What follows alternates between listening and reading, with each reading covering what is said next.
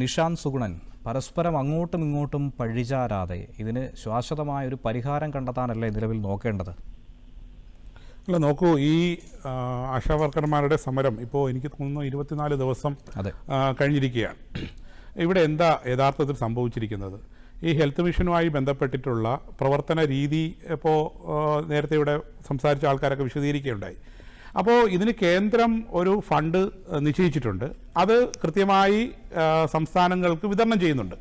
അവിടെ വിതരണം ചെയ്യുന്ന ഫണ്ട് എങ്ങനെ കൈകാര്യം ചെയ്യണമെന്ന് തീരുമാനിക്കേണ്ട പൂർണ്ണമായ ഉത്തരവാദിത്വം സംസ്ഥാന സർക്കാരുകൾക്കാണ്. അപ്പോൾ ആ സർക്കാരുകൾ കൃത്യമായി അത് ആസൂത്രണം ചെയ്ത് നടപ്പിലാക്കാത്തതിൻ്റെ പിഴവാണ്. ഇപ്പോൾ നേരത്തെ തന്നെ പറഞ്ഞു, ഒരു ആപ്പുമായി ബന്ധപ്പെട്ടിട്ടുള്ള ഇഷ്യൂസ്, ആ ഇഷ്യൂസ് പരിഹരിച്ചു കൊടുത്തതാരാ?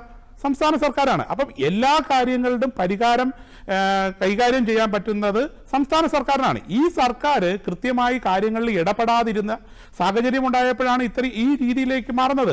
പിന്നെ ഈ ഫണ്ടുകൾ ഇപ്പം ഏകദേശം 1000 കോടിയോളം രൂപ കഴിഞ്ഞ 2 കൊല്ലക്കാലമായിട്ട് NRHMന്റെ പ്രവർത്തനവുമായി ബന്ധപ്പെട്ട് കേരളത്തിലേക്ക് കേന്ദ്ര സർക്കാർ കൊടുത്തിട്ടുണ്ട്.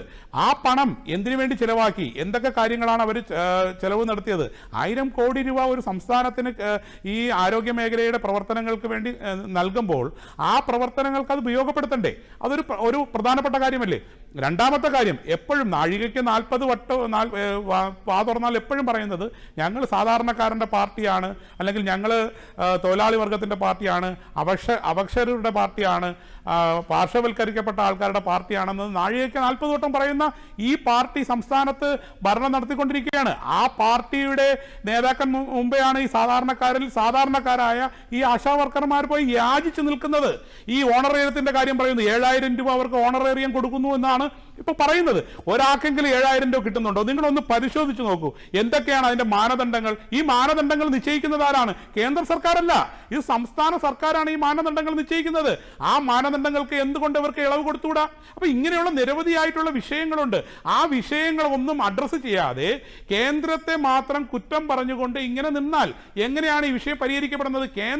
കേരളം ആവശ്യപ്പെടുന്ന രീതിയിലുള്ള സാമ്പത്തികമായിട്ടുള്ള സഹായങ്ങൾ നൽകുന്നുണ്ട്. കേന്ദ്രം കുറെ മാനദണ്ഡങ്ങൾ നിശ്ചയിച്ചിട്ടുണ്ട്. ആ മാനദണ്ഡങ്ങൾ സംസ്ഥാനത്തിന്റെ പ്രാദേശികമായ ഘടന അനുസരിച്ച് അത് മാറ്റം വരുത്താൻ വേണ്ടി സാധിക്കും. അത് മാറ്റം വരുത്താൻ വേണ്ടി സാധിക്കാത്ത കാര്യങ്ങളില്ലല്ലോ. ഇപ്പൊ നേരത്തെ പറഞ്ഞ ആപ്പിന്റെ കാര്യം ഉൾപ്പെടെയുള്ള കാര്യങ്ങളിൽ മാറ്റം വരുത്താമെങ്കിൽ എല്ലാ കാര്യങ്ങളിലും മാറ്റം വരുത്താൻ വേണ്ടി സാധിക്കും. അതിനുവേണ്ടി കൃത്യമായ ഇടപെടൽ നടത്താതെ എന്ത് കാര്യം പറഞ്ഞാലും കേന്ദ്രത്തെ പഴിചാരി രക്ഷപ്പെടാനുള്ള ഒരു തത്രപ്പാടിലാണ് ഇപ്പൊ സംസ്ഥാന സർക്കാർ. നിങ്ങൾ നോക്കൂ, ഈ ആശാവർക്കറുടെ മാത്രം വിഷയമല്ല, ഏത് മേഖല, ഇപ്പം സാമൂഹ്യ സുരക്ഷാ പെൻഷന്റെ കാര്യം പറഞ്ഞാലും ഉടൻ കേന്ദ്രം കൊടുത്തില്ല, അല്ലെങ്കിൽ ഇവിടുത്തെ ക്ഷേമനിധി മറ്റു കാര്യങ്ങൾ പറഞ്ഞാലും കേന്ദ്രം കൊടുത്തില്ല, എന്ത് കാര്യം പറഞ്ഞാലും കേന്ദ്രം കൊടുത്തില്ല. അപ്പൊ ഈ സംസ്ഥാനത്ത് എന്തിനാണ് ഇങ്ങനെ ഒരു സർക്കാർ?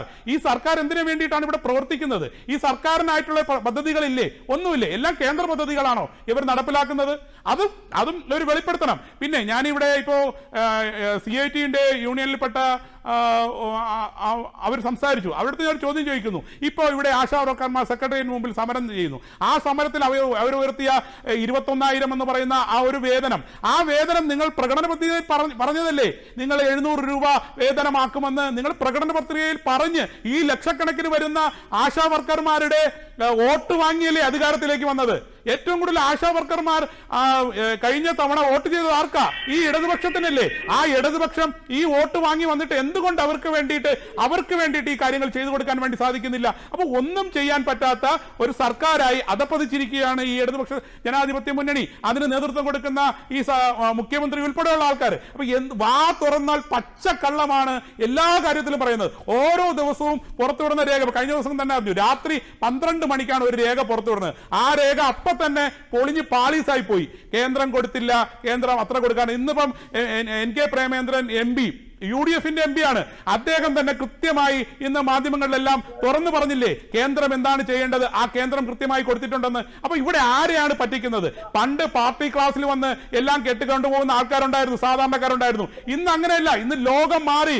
അത് അറിഞ്ഞിട്ടില്ല എന്നാണ് എനിക്ക് തോന്നുന്നത്. CPMന്റെ നേതാക്കന്മാരും ഇവിടുത്തെ ഇടതുപക്ഷ നേതാക്കന്മാരൊന്നും അത് അറിഞ്ഞിട്ടില്ല എന്നാണ് എനിക്ക് തോന്നുന്നത്. അവർ ഇന്നും വേറെ ഏതോ ലോകത്താണ്. അവർ മനസ്സിലാക്കണം. ഇന്ന് സാധാരണ ഒരു ജനം ഒന്ന് ഗൂഗിളിൽ സെർച്ച് ചെയ്ത് കഴിഞ്ഞാൽ ഈ വിവരങ്ങളെല്ലാം കിട്ടും. അവർക്കറിയാം ഈ രാജ്യത്ത് എന്താണ് നടക്കുന്നതെന്ന്. അപ്പൊ കേന്ദ്ര സർക്കാർ എന്താണോ ഇവിടുത്തെ സാധാരണക്കാർക്ക് വേണ്ടി ചെയ്യാമെന്ന് പറഞ്ഞത് ആ കാര്യങ്ങളെല്ലാം കൃത്യമായി ചെയ്തിട്ടുണ്ട്.